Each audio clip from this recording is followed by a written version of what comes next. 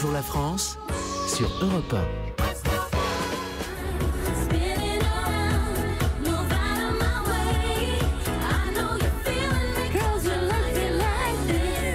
Petite culotte. Attention, chers auditeurs, il n'y a pas que Kylie Minogue qui tourne sur Albert. Oui, Kylie Minogue. Gérald, je ne sais pas d'ailleurs, c'est une bonne question. Non, chers auditeurs, vous avez certainement vu dans les mains de vos enfants ou petits-enfants ces petits toupies colorés qui tournent sur les doigts, quasiment élus stars 2017 des cours de récré. Eh bien, lundi, certains hand spinners ont été classés par l'Union européenne dans la liste des jouets potentiellement dangereux. Docteur, vous êtes là ? Bonjour Daphné, bonjour à tous. C'est quoi cette histoire de culotte là ? Non, mais parce que dans le clip, Kylie Minogue, elle tourne sur la main avec une culotte tellement petite que je sais pas. Promis, j'ai mis un caleçon de sécurité. Mais c'était super. Double fond, toujours. Docteur, qu'est-ce qui se passe avec ces hand spinners, avec ces petites toupies Je savais pas que ça pouvait être dangereux une toupie. C'est quoi le problème ? Si, qu'on a tous vu dans les cours de récré, là, ça a été la grosse mode et c'est encore la grande mode. Et bien, ces toupies, elles cassent. Il y a des petites parties qui cassent, surtout quand c'est de mauvaise qualité. Et puis parfois, il y a des toupies lumineuses, sauf que pour faire de la lumière, il y a des petites piles dedans. Ouais. Et aussi bien les petites parties cassées que les piles boutons, le risque avec les jeunes enfants, c'est que ça soit avalé. Et le risque, c'est l'ingestion de ces petites parties en plastique ou métallique, ou pire, au lithium avec les batteries. Et du coup, ces piles font des dégâts. Et il y a eu un nombre de signalements. Il y a eu plus de 2000 alertes qui ont été notifiées en 2017. D'accord. Et donc, il y a plusieurs actions de retrait de ces produits. Bref, c'est pas parce que c'est un jouet que c'est anodin. C'est vrai que ça a eu un tel succès, ce jouet, qu'il a été reproduit, voilà, et pas forcément ça touche les imitations ou la version officielle. Bertrand.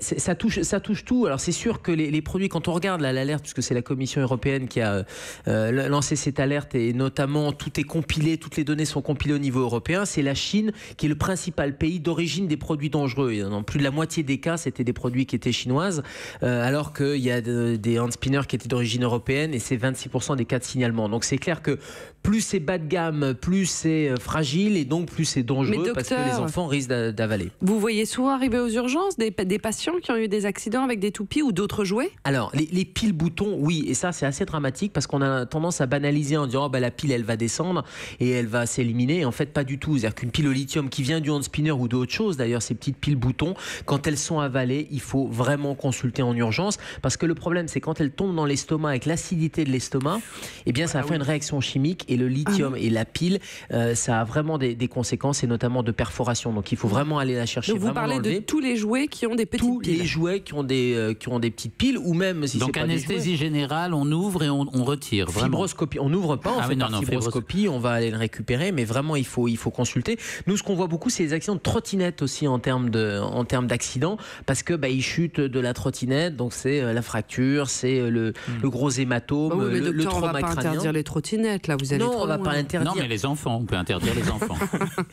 les enfants et la trottinette, c'est la combinaison des deux. Alors commençons par les petites piles et par les petites pièces. Si notre enfant ingère une petite pièce, et qu'on est inquiet, qu'est-ce qu'on fait ? Alors, quand on est inquiet, de toute façon, on consulte son médecin. Donc, si c'est une pile, systématiquement, en urgence, il faut vraiment pas laisser passer ça. Si c'est simplement une petite pièce en plastique et qu'il n'y a pas eu de toux, il n'y a pas de détresse respiratoire, donc l'enfant va pas se mettre à tousser ou à cyanoser, parce que là, c'est une extrême urgence et il faut désobstruer les voies aériennes, parce qu'il risque de s'étouffer. Donc, bien sûr, c'est le 15 ou c'est le 18. Mais dans l'immense majorité des cas, qu'est-ce qui se passe ? L'enfant va avaler cet objet, et ce petit objet, il va descendre par les voies naturelles. Donc, si on est inquiet, on en parle à son médecin, mais enfin globalement ça va s'éliminer le lendemain. C'est quoi ? En revanche, quand l'enfant s'étouffe, il faut faire des claques dans le dos, des petites claques dans le dos entre les omoplates. Ça, c'est vraiment quand il s'étouffe, c'est-à-dire qu'il tousse même pas, il peut même pas parler, il va devenir rouge, puis cyanosé, un peu violet, parce qu'il y a plus d'air qui passe. C'est des tapes dans le dos, je pense. Moi, je pensais qu'on devait comprimer le thorax. Non, film, ça. Non. Alors le bon réflexe, c'est des petites tapes dans le dos entre les omoplates.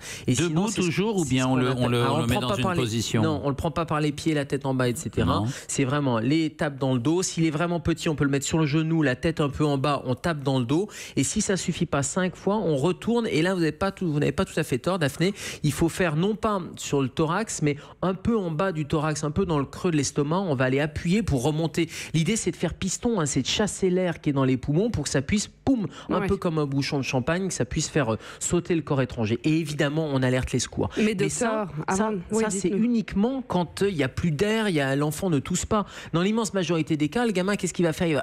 Il va tousser un peu, il va dire j'ai quelque chose de coincé s'il peut parler. Là, on ne fait pas de gestes intempestifs et on consulte son médecin. Il n'y a pas d'urgence tout de suite puisqu'il y a de l'air qui passe. Bon, juste avant d'en arriver là, comment on sensibilise ces enfants contre les dangers potentiels de certains jouets? Déjà, on sensibilise les parents, c'est-à-dire qu'il faut faire attention, et notamment quand il y a des recommandations, les moins de 36 mois, ce jouet n'est pas destiné aux enfants de moins de 36 mois, et on respecte. Donc on respecte les âges qui sont marqués. Il y a le cas particulier des jouets avec des aimants, par exemple, c'est interdit aux moins de 8 ans. Si c'est marqué ne convient pas aux enfants de moins de 8 ans, on fait attention.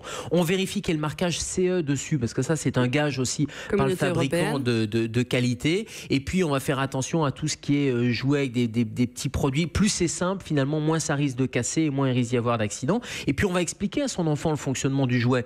On va appeler son attention sur les risques éventuels, sur les manipulations. Donc dès qu'il est en âge de comprendre, on va lui montrer comment on l'utilise. Puis surtout, il faut surveiller les gamins. Ça paraît indispensable. Oui. Surtout quand il se passe les jouets avec le grand frère, etc. C'est-à-dire que le jouet, il est adapté pour le grand frère, mais pas pour le plus petit. Sauf que le plus petit va le prendre. Donc là, c'est la vigilance des parents qui est de mise, surtout. Oui, et puis savoir faire la différence entre un bonbon et une pièce de jouet quand même. Oui.